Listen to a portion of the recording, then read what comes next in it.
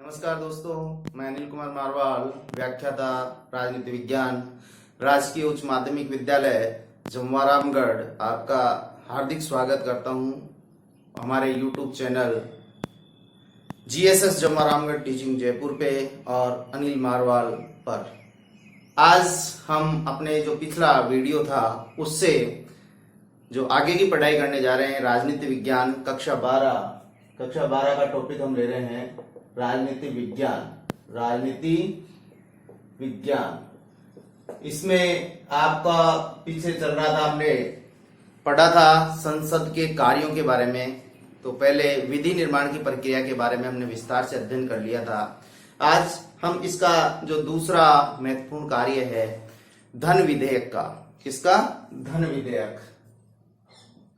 विधेयक के बारे में हम चर्चा करेंगे। एक महत्वपूर्ण टॉपिक है ये, क्योंकि इसमें कंपटीशन में से बहुत सारे क्वेश्चन भी इसमें से आ जाते हैं और एक विशेष प्रक्रिया के तहत धन विधेयक को पारित किया जाता है।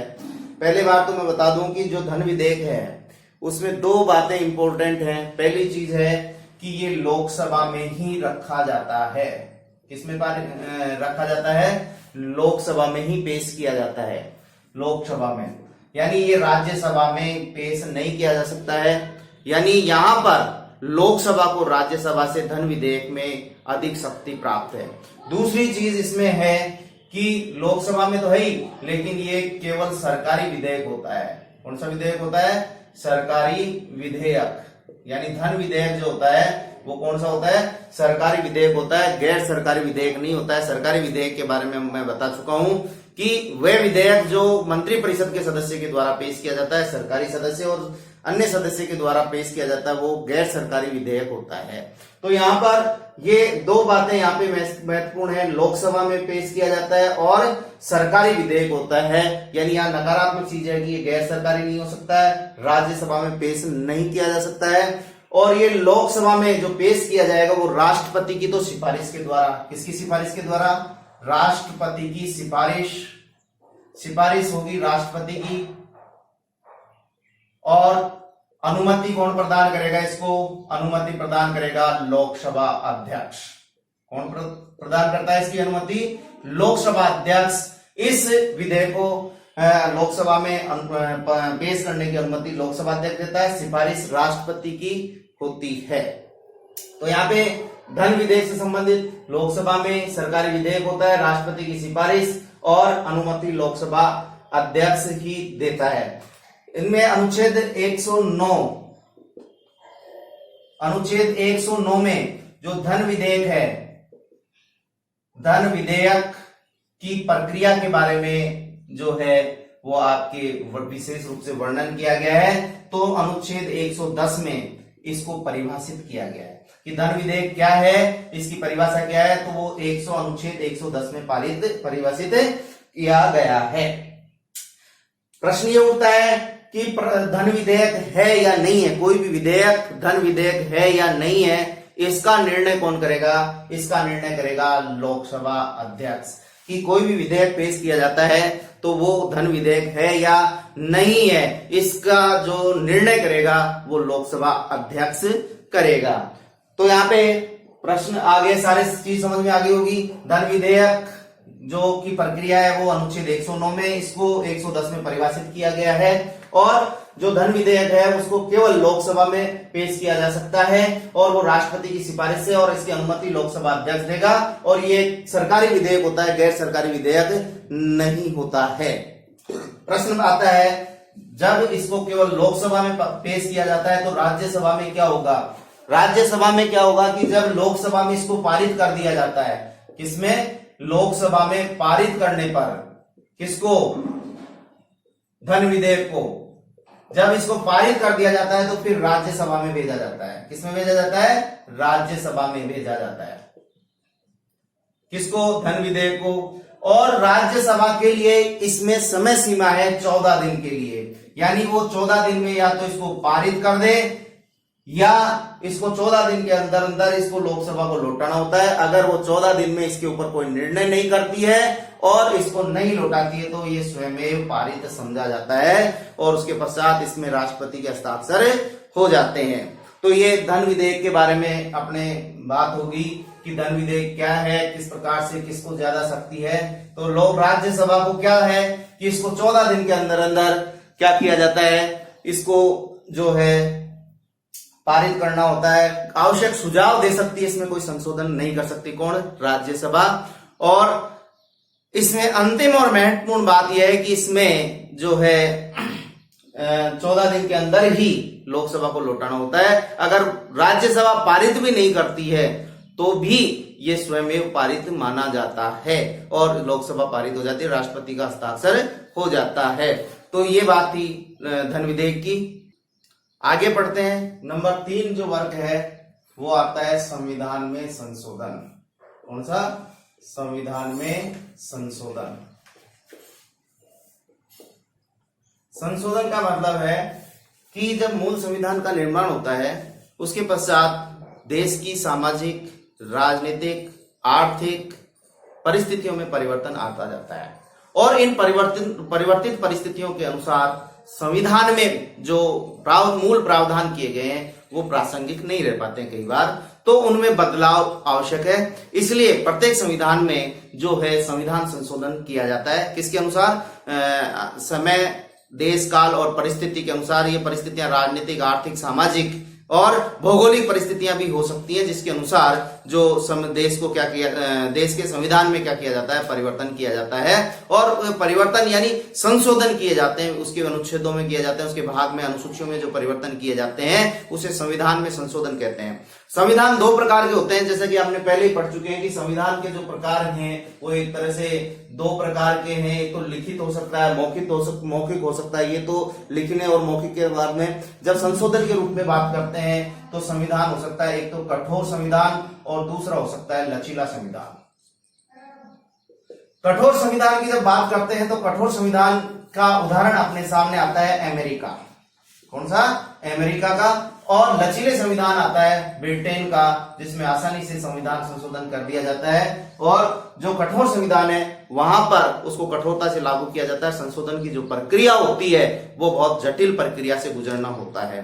तो हमारे भारत के संविधान में जो संविधान निर्माता है उनकी दूरदर्शिता का परिणाम यह है कि भारत की जो परिस्थितियां हैं वो इन देशों से भिन्न होने के कारण यहाँ पे दोनों का मिश्रण यानी कठोर और लचीले के मिश्रण को अपनाया गया है। यानी हमारे यहाँ संविधान की जो विशेषताओं में आपने पढ़ा होगा कि संविधान का जो रूप है वो कठोर और लचीले का मिश्रण आपके सामने है। बात करते हैं संविधान संशोधन जो प्रक्रिया है वो अनुच्छेद 368 में। कौन से में? इंपॉर्टेंट है। भारतीय संविधान के अनुच्छेद 368 में भारत के संविधान के संशोधन की जो प्रक्रिया है वो बताई गई है। कठोर और लचीला है ही। तो हमारे यहाँ जो संविधान है उस संविधान संशोधन में जो प्रक्रिया होती है वो कितने प्रकार की होती है वो मैं बता दूं। 3 प्रकार से संशोधन किए जा सकते हैं। कोई भी प्रावधान है 3 प्रकार के संशोधन हमारे यहाँ होते हैं, से संशोधन होते हैं। कितने? 3 प्रकार से। नंबर एक में कुछ ऐसे प्रावधान हैं जिनमें जो संशोधन किए जाते हैं वो संशोधन किए जाते हैं जो संसद के जो सदस्य हैं, क्या है? संसद के सदस्य यानी दोनों सदनों में अलग अलग पारित होते हैं। ये संविधान संशोधन दोनों सदनों के अलग अलग जो सदन हैं उनमें पारित होते हैं। यानी और ये किसी भी सदन में रखे जा सकते हैं, यानी या तो लोकसभा में रखे जा सकते हैं या राज्यसभा में। यानी लोकसभा और राज्यसभा में से किसी में भी ये रखे जा सकते हैं। अगर लोकसभा में रखा गया है, यहां से पारित हो गया तो राज्यसभा में रखा गया है तो लोकसभा में उसको दोबारा पारित होना जरूरी है। इसके बारे में और बात करेंगे। तो यहाँ पे किसी भी सदन में रखा जाएगा, चाहे लोकसभा में रखा जाए चाहे राज्यसभा में। यानी मान लीजिए अगर आपके लोकसभा में रखा जाता है तो पहला जो तरीका है वो क्या है कि जो इनकी साधारण बहुमत की संख्या है, साधारण बहुमत का मतलब 1/2 + 1, यानी जैसे 545 सदस्य लोकसभा में हैं और 245 सदस्य राज्यसभा में हैं, तो इसके आधे से 1 अधिक बहुमत का जो सदस्य है वो है आपके 273। कितना? 273। और इसमें 123 जो सदस्य हैं उनके द्वारा पारित होना चाहिए, यानी न्यूनतम सदस्य संख्या 273 और 123 के द्वारा बहुमत प्राप्त होना चाहिए। और जो आपके जो विधेयक हैं उनमें 273 यहां पे हो गए, प्लस दूसरा कंडीशन क्या है यहां पे कि जो उपस्थित सदस्य और मत देने वाले हैं, क्या है ये तो है ही कंडीशन, उपस्थित और मत देने वाले सदस्य उनका 2/3 विशेष बहुमत, इसमें यानी लोकसभा में भी और राज्यसभा में भी क्या, जो उपस्थित और मत देने वाले सदस्य हैं उनका 2/3 विशेष बहुमत द्वारा अगर उसको जो विधेयक है, संशोधन विधेयक है, उस संशोधन विधेयक में पक्ष में मत पड़ जाते हैं तो वो पारित समझा जाता है। फिर दूसरे सदन में भी यही प्रक्रिया अपनाई जाती है। तो पहला तरीका क्या हो गया कि जो सदन का बहुमत और जो विशेष बहुमत यानी उपस्थित और मत देने वाले जो सदस्य हैं उनका 2/3 बहुमत होना जरूरी है। दूसरा तरीका है कि ये विशेष बहुमत तो होना ही चाहिए, क्या, उपस्थित और मत देने वाले का 2/3 विशेष बहुमत प्लस आधे से ज्यादा सदस्यों का बहुमत, साथ में जो राज्य विधानमंडल है, क्या है, राज्य के जो विधानमंडल हैं उन विधानमंडलों में आधे से ज्यादा राज्यों का, किसका, आधे से ज्यादा राज्यों का बहुमत होना जरूरी है। आधे से ज्यादा राज्यों का बहुमत यानी जो राज्य हैं उनमें आधी संख्या किस उस विधेयक के पक्ष में होनी चाहिए। इसमें जो आते हैं वो क्या आते हैं, संघ और राज्य की जो कार्यपालिका जो है उनमें संशोधन और राज्य और संसद की विधायिका के मध्य अंतर संबंध की बात करते हैं और स्वयं अनुच्छेद 368 में संविधान संशोधन की बात करते हैं। तो इस प्रकार का जो प्रक्रिया है वो अपनाई जाती है जिसमें आधे से ज्यादा राज्यों का भी बहुमत जरूरी है। राज्य संसद में राज्यों के प्रतिनिधित्व में अगर बदलाव किया जाता है यानी राज्यसभा के सदस्यों में बदलाव किया जाता है तो भी इसी विधि से संशोधन विधेयक होगा और राज्य की सीमाओं में परिवर्तन आदि जो है वो इसमें ही किए जाते हैं। तीसरा जो आता है, तीसरा तरीका है वो साधारण बहुमत के द्वारा। साधारण का मतलब जो उपस्थित सदस्य हैं उन उपस्थित सदस्यों के आधे से एक मत, मान लीजिए सदन में 400 सदस्य मौजूद हैं तो 200 + 1 यानी 201 सदस्य उस विधेयक के पक्ष में मत देते हैं तो वो पारित समझा जाता है। ठीक है, एक सदन में पारित हो गया यानी लोकसभा में पारित हो गया तो राज्यसभा में जाएगा और अगर राज्यसभा में पारित हो गया तो दोबारा लोकसभा में जाएगा। उसमें भी यही प्रक्रिया यानी तीनों प्रक्रियाएं भी उसी विधेयक से संबंधित। ये निर्णय जो है वो विधेयक जो पेश किया जाता है उस विधेयक की प्रकृति पर निर्भर करता है कि किस प्रक्रिया से ये संशोधन विधेयक पेश पारित होंगे तो फिर लोकसभा में जाएगा। तो यहाँ पे तीसरा, तीनों हो गए। तीनों के बाद में यहाँ पे महत्वपूर्ण बात आती है कि यहाँ पर दोनों सदनों को समान अधिकार है यानी लोकसभा और राज्यसभा को समान अधिकार है। ये अगर विधेयक संशोधन विधेयक लोकसभा में पारित होकर राज्यसभा में जाता है, राज्यसभा उसको पारित नहीं करती है तो वो पारित नहीं होगा। अगर इसने पारित कर दिया, इसने पारित नहीं किया तो भी ये पारित नहीं होगा और अगर राज्यसभा ने पारित कर दिया, लोकसभा ने पारित नहीं किया तो भी ये पारित नहीं समझा जाएगा। यानी यहाँ दोनों को समान अधिकार यहाँ प्राप्त हैं। जबकि धन विधेयक में मैंने बताया कि लोकसभा को जो है वो ज्यादा अधिकार आपको प्राप्त होते हैं। जब इनको गतिरोध होता है तो जब साधारण विधेयक की बात करते हैं, गतिरोध होता है तो साधारण विधेयक में एक विशेष प्रावधान है संयुक्त अधिवेशन बुलाने का। लेकिन यहां जब संविधान संशोधन की बात करते हैं तो संशोधन विधेयक में जो संयुक्त जो अधिवेशन है उसको बुलाने का कोई प्रावधान नहीं है। जब दोनों सदनों से ये पारित कर दिया जाएगा तो राष्ट्रपति के जो हस्ताक्षर हैं, राष्ट्रपति के हस्ताक्षर इस पे हो जाएंगे और ये पारित हो जाएगा यानी संशोधन विधेयक लागू हो जाएगा। तो हमने पढ़ा कि जो विधेयक है वो 3 प्रकार के हैं। पहले साधारण विधेयक, पहला साधारण विधेयक, दूसरा धन विधेयक और तीसरा है संशोधन विधेयक, संविधान में संशोधन विधेयक। तो 3 प्रकार के हो गए और तीनों विधेयकों में अंतिम जो हस्ताक्षर होते हैं राष्ट्रपति के होते हैं और साधारण, धन और संशोधन विधेयकों के बारे में अपन ने विशेष पढ़ दिया है। साधारण बहुमत में आप देखते हैं कि संयुक्त अधिवेशन का प्रावधान है। संशोधन विधेयक में नहीं है, या दोनों को अलग अलग पारित करना ही जरूरी है। गतिरोध होने पर धन विधेयक में लोकसभा को सर्वाधिकार सुरक्षित है। अब हम पढ़ते हैं नेक्स्ट जो है वो है आपके कार्यपालिका पर नियंत्रण। क्या है? कार्यपालिका पर नियंत्रण। चौथा महत्वपूर्ण कार्य है कार्यपालिका पर नियंत्रण। कार्यपालिका भारत में जो संसद में से निर्मित है, जो मंत्री परिषद है वो कार्यपालिका है। वास्तविक रूप से प्रधानमंत्री और उसकी मंत्री परिषद क्या है? कार्यपालिका ही है। और जो संसद है वो उस पर नियंत्रण का कार्य करती है।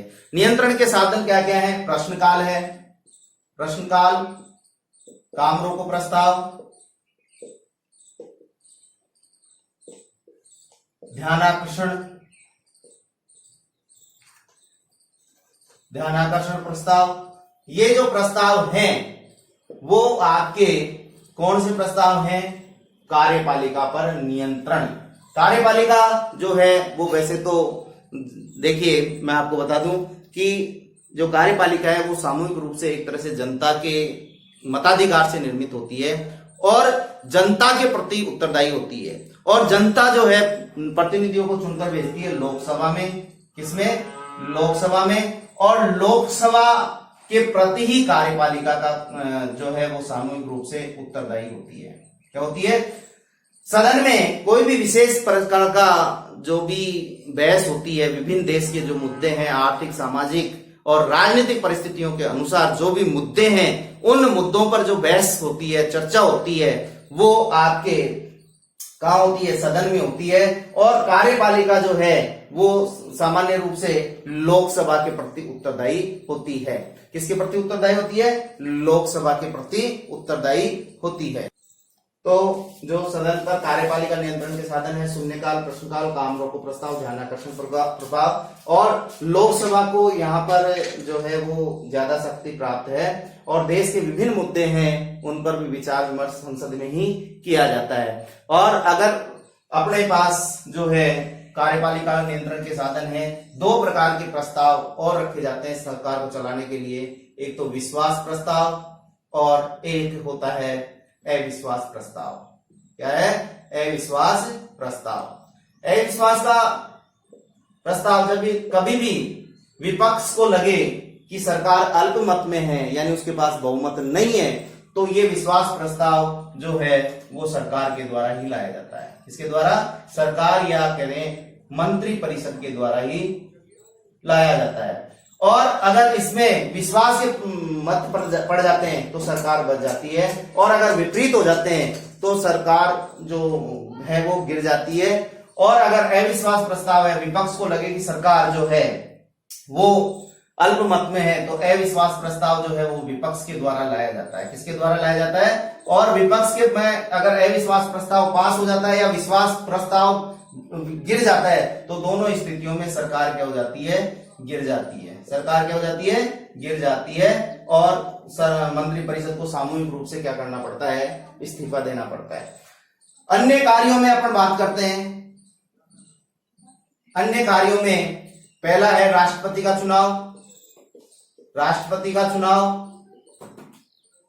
चुनाव के साथ साथ इस पर महाभियोग चलाने का अधिकार भी संसद के पास में है। इसी प्रकार उपराष्ट्रपति का चुनाव, और चुनाव के साथ साथ महाभियोग भी चलाया जाता है। और तीसरा जो है लोकसभा अध्यक्ष का चुनाव और जो उपाध्यक्ष का चुनाव है वो सामान्यतः संसद के द्वारा ही किए जाते हैं। धन्यवाद। आपको वीडियो अच्छा लगा होगा, पढ़ेंगे, आगे बढ़ेंगे। धन्यवाद।